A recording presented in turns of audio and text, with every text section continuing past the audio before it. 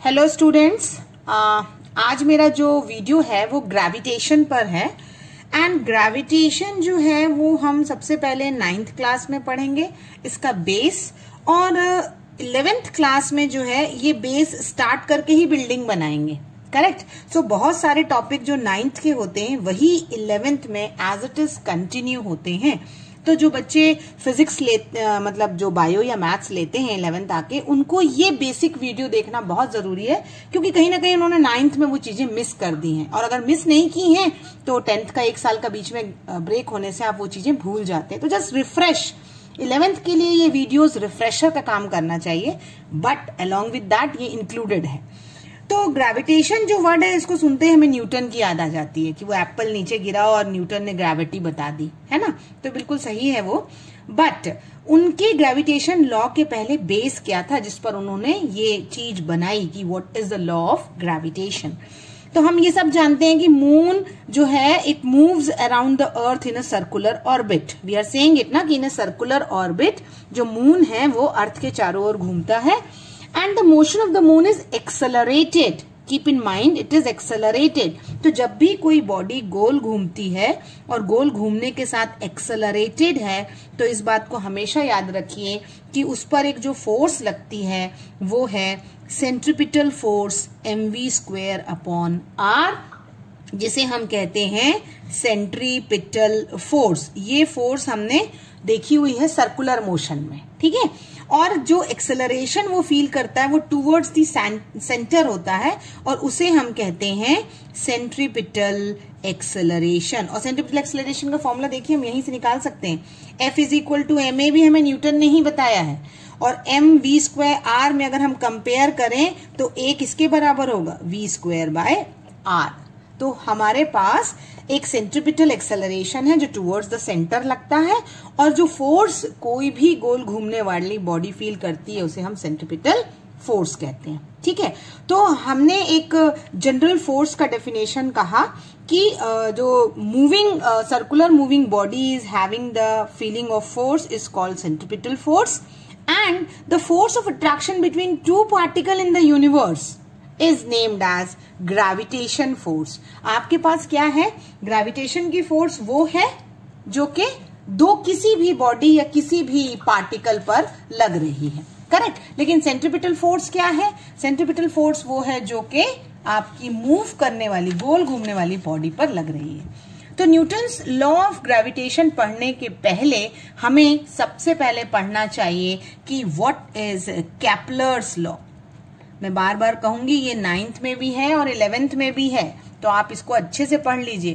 Kepler law जो planetary motion का है वो क्या कहता है, बहुत सिंपल स्टेटमेंट्स हैं जो आपको बाय हार्ट करने हैं, और न्यूटन ने इन्हीं को केपलर लॉ को बेस बनाते हुए अपना लॉ ऑफ ग्रेविटेशन दिया है। तो केपलर का लॉ क्या कहता है, केपलर का जो फर्स्ट लॉ कहता है वो स्टेटमेंट है कि each planet move around the sun in an elliptical orbit keeping sun as its foci।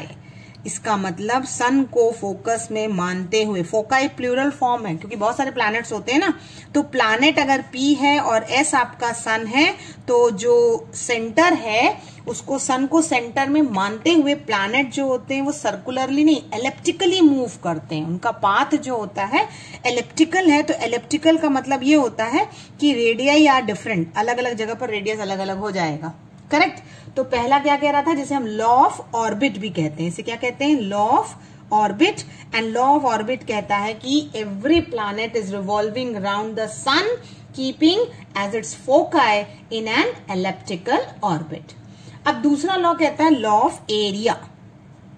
Law of area क्या कहेगा कि जब एलिप्टिकल ऑर्बिट है अगर आपका, तो थोड़ी देर में मान लीजिए प्लैनेट ए पर था, सन जो है मेरा एस है, फिर थोड़ी देर बाद वो बी पे चला गया, तो एरिया कितना बनाया प्लैनेट ने एरिया बनाया ASB। समय के साथ प्लैनेट जो है वो सी पर आ गया, तो प्लैनेट ने जो है फिर एक एरिया बनाया, वो क्या होगा, BSC। तो according to the law of area आपका जो प्लैनेट गोल घूम रहा है, according to different time it is sweeping out different areas, है ना। तो the areas will be same, all the time the area sweeping out with the with the sun is always same. अब statement बोलना चाहूं तो line joining sun and planet, line joining sun and planet, they will swept out equal area in equal interval of time. बहुत अच्छा होगा अगर आप इसके नोट्स बना लें, क्योंकि जो कैपलर्स लॉ हैं उनके स्टेटमेंट जरूर आते हैं और इन्हीं को बेस मानते हुए हम ग्रेविटेशन का लॉ करेंगे. तो थर्ड लॉ कैपलर का क्या कहता है कि जो ये एरिया बना रहा है प्लैनेट उसका अपना अपना टाइम है, इजंट इट, और रेडियाई जो है वो अलग अलग है. तो तीसरा लॉ कहलाता है लॉ ऑफ पीरियड्स. और लॉ ऑफ पीरियड्स आपका कहता है कि the square of the time, okay, to complete one revolution is directly proportional to cube of semi-major axis. यानी square of this is proportional to R cube. इस पे numerical भी आते हैं. हम एक कांस्टेंट इंट्रोड्यूस करेंगे और उसकी वैल्यू कितनी ले लेंगे, हम 1 ले सकते हैं या k भी ले सकते हैं, as you wish.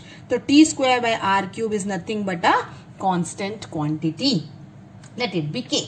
So these are the Kepler law which in the beginning we have to study in the gravitation. अब हम देखेंगे कि ग्रेविटेशन फोर्स जो है सन और प्लैनेट की बीच पर, उनको न्यूटन ने कहा है कि it is inversely proportional to square of distance. तो कैसे उन्होंने ये कैलकुलेट किया, this we will see. Okay, so अब हमारा कंसिडरेशन क्या रहेगा, we will take one planet which is revolving around the sun. हमने प्लैनेट लिया है और वो सन के चारों ओर जो है वो घूम रहा है, जिसका रेडियस कितना हमने अज्यूम कर लिया है, r अज्यूम कर लिया है. करेक्ट, प्लैनेट चारों ओर घूम रहा है. तो हम ये बात अभी से जानते हैं कि जब सर्कुलर पाथ में वो घूम रहा है तो कितनी सेंट्रीपिटल फोर्स वो एक्सपीरियंस करेगा, it will experience mv square by r. Acceleration कितना वो करेगा, centripetal acceleration v square by r. I hope अब ये क्लियर हो गया होगा आपको कैसे आया. m और ये बचा हुआ टर्म जो है वो a हो जाता है, F इक्वल टू ma, है ना. बस उसी चीज से आई है, क्योंकि बॉडी अगर घूम रही है और उसका चेंज हो रहा है तो एक्सेलरेटेड मोशन तभी होता है व्हेन a इज एक्टिंग. अब बॉडी ने सॉरी जो प्लैनेट है उसने मूव करने में कितना टाइम लिया, suppose it has taken the time t. So what is the distance between time, relation between time and distance. Time distance में रिलेशन होता है कि velocity is equal to distance upon time, है ना. तो कितना डिस्टेंस घूमेगा वो सर्कुलर पाथ में, that is 2 pi are upon capital T. तो ये इतना डिस्टेंस उन्होंने घूमा हुआ है. तो वेलोसिटी की वैल्यू हम कहां पुट अप कर सकते हैं, यहाँ mv स्क्वायर अपॉन, मतलब सेंट्रीपिटल फोर्स में. तो हमारे पास सेंट्रीपिटल फोर्स F कितनी आ जाएगी, m v की जगह हम पुट अप करेंगे 2 pi r by t the whole square, और एक r ऑलरेडी है. करेक्ट. अब इसको हम सॉल्व करते हैं तो क्या होगा, m this is 4 pi square r square by r t square, है ना. एक r कैंसिल कर दीजिए तो आपको जो f का फॉर्मूला मिल रहा है वो 4 pi square m by mr by, है ना, mr by t square. This is the centripetal force we are getting which is experienced by the planet. अब कैपलर का लॉ क्या कहता है, थर्ड लॉ. कैपलर के थर्ड लॉ के हिसाब से जो ये टाइम स्क्वायर है ये प्रोपोर्शनल होना चाहिए आर क्यूब के, और अगर मैं k कांस्टेंट कर दूं तो T square should be equal to K R cube. This is the Kepler's third law. तो कैपलर थर्ड लॉ अगर आपका ये कह रहा है तो मैं अगर टाइम पीरियड को यहां पुटअप करूं, अगेन फोर्स में जो हमने निकाली है, जो एक प्लैनेट और एक सन के बीच में अपने आप एक्ट करेगी क्योंकि वो गोल घूम रहा है, तो F इज इक्वल टू क्या होगा, 4 पाई स्क्वायर mr बाय के आर क्यूब. तो हमारा sorry k constant, r cube और r कैंसिल हो जाएगा तो क्या बचेगा, F इक्वल टू 4 कांस्टेंट है, पाई स्क्वायर कांस्टेंट है, m mass of the planet constant रहेगा, k भी कांस्टेंट है, और टर्म जो बच रहा है वो नीचे है r स्क्वायर, है ना. ये r क्यूब का एक r कैंसिल, तो ये सारे कांस्टेंट को हम फिर एक नए कांस्टेंट से रिप्लेस करते हैं, let it be k dash. तो f क्या हो गया, k dash by r square. It means कि f is inversely proportional to r square. तो कैपलर से ही हमें ये पता चला है, कैपलर के लॉ से ही न्यूटन ने फाइंड आउट किया कि gravitational force between the sun and planet, planet को अगर हम अर्थ लेके चलते हैं तो it is inversely proportional to square of distance between them. यहीं से न्यूटन का लॉ ऑफ ग्रेविटेशन आता है कि the force of attraction between the two bodies in the universe, किसी भी दो बॉडीज या दो पार्टिकल्स में अगर कोई फोर्स ऑफ अट्रैक्शन होती है तो वो डायरेक्टली प्रोपोर्शनल होती है product of the masses and inversely proportional होती है square of distance between them. This is the law. अगर हम इस लॉ को ज्वाइन कर दें तो हमें क्या मिलेगा, F is equals to a constant G उन्होंने इंट्रोड्यूस किया है। कीप इन माइंड यहाँ K नहीं है, G है, G m1 m2 by r square. Newton के स्टेटमेंट को मन से लिखने की कोशिश करिए कि दो बॉडी मैंने कंसिडर की है, एक बॉडी का मास m1 है, एक बॉडी का मास m2 है, दोनों के बीच की दूरी कितनी है, r है।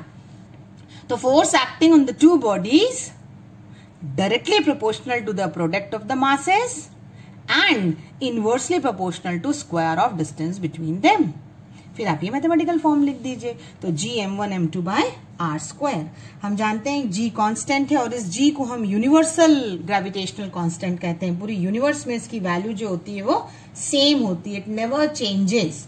अगर यहां से मुझे G को डिफाइन करना है तो मैं क्रॉस मल्टीप्लाई करके क्या कह सकती हूँ, F R square by m1 m2 is nothing but G, है ना। मैंने सिर्फ क्रॉस मल्टीप्लाई किया है। क्रॉस मल्टीप्लाई करने के बाद m1 is equal to m2 is equal to 1 unit ले लेती हूँ, आपका R भी जो है 1 मीटर ले लेती हूँ या 1 यूनिट ले लेती हूँ, व्हाटएवर, है ना। तो हमारा G किसके बराबर आ गया, आप न्यूमेरिकली F के बराबर आ गया। G क्या है, यूनिवर्सल ग्रेविटेशनल कांस्टेंट, और F क्या है, force of attraction between two bodies. तो आप इसको डिफाइन करने के कहेंगे तो हम क्या बोल सकते हैं कि gravitational constant is nothing but force between the two bodies when they are of unit masses separated unit distance apart. Again and again I am saying try to write in your own words। तो यहाँ पे हमने एक खत्म किया कि gravitation क्या कहता है, what is the Newton's law of gravitation. फिर हमने दूसरा क्वेश्चन खत्म कर लिया कि डिफाइन G। G क्या कहता है कि it is equal to the force of attraction between two bodies of unit masses at distance unit apart. अब मैं यहां से यूनिट निकालने की कोशिश करूं G की, तो फोर्स का यूनिट क्या होता है, न्यूटन। डिस्टेंस का क्या होता है, मीटर स्क्वायर, अपॉन मास का kg into kg is kg square. तो CGS यूनिट हो जाएगा न्यूटन मीटर स्क्वायर पर kg। और अगर मैं इसका ये SI हो गया, अगर CGS निकालना चाहूं तो न्यूटन का डाइन, मीटर का सेंटीमीटर और kg का ग्राम स्क्वायर। तो डाइन सेंटीमीटर स्क्वायर पर ग्राम स्क्वायर। देखिए फिजिक्स में एक आदत बनाइए कि डेफिनेशन के साथ आपको सब कुछ पढ़ लेना है। डेफिनेशन पढ़ लेना है, उसको डिफाइन करना पढ़ना है और उसका यूनिट करना है। अब मैं रिक्वेस्ट करूंगी 11th के बच्चों से कि वो इसका डायमेंशन भी करें, लेकिन 9th के बच्चे डायमेंशन नहीं भी करेंगे तो चलेगा, ठीक है। डायमेंशन भी यहां से निकालिए। F का डायमेंशन कितना होता है, MLT -2, R का आप L स्क्वायर करिए और मास का mm। So find the dimension of your gravitational constant. अब मैं last but very important thing कि G की वैल्यू क्या फाइंड आउट की गई है, 6.673 into 10 to the power -11 newton metre square पर kg square. This is the value of G which is a standard which is always a constant। आपको ये by heart करनी है वैल्यू, ठीक है। और अगला जो क्वेश्चन है वो आप एक होमवर्क करके बना लीजिए, तो आपका पूरा ग्रेविटेशन का पहला पार्ट खत्म हो जाएगा कि न्यूटन्स का लॉ क्या कहता है और वो कैसे आया है। कि एक क्वेश्चन बनेगा कि what are the characteristic of G force. Short में लिख सकते हैं आप G फोर्स। ग्रेविटेशनल फोर्स की कैरेक्टरिस्टिक क्या है, बहुत इंपॉर्टेंट है।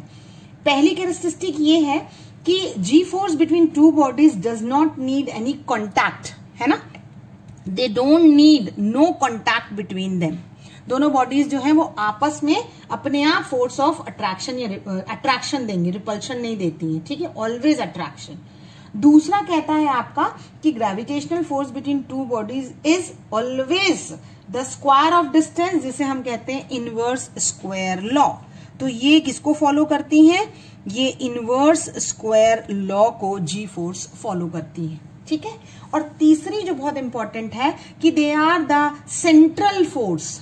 सेंट्रल का मतलब समझते हैं, सेंट्रल का मतलब होता है जब आपका एक लाइन में कोई फोर्स लगती है एंड अट्रैक्टिव इन नेचर। ये हमेशा सेंट्रल मतलब जैसे मैंने बताया था, दो बॉडीज ली और सीधी लगा दी, तो ये बॉडीज आपस में एक दूसरे को क्या करेगी, अट्रैक्ट करेगी अलोंग वन लाइन ज्वाइनिंग, तो उसे सेंट्रल कहते हैं। और ऑलवेज कैसी होती है, अट्रैक्टिव फोर्स होती है, ठीक है।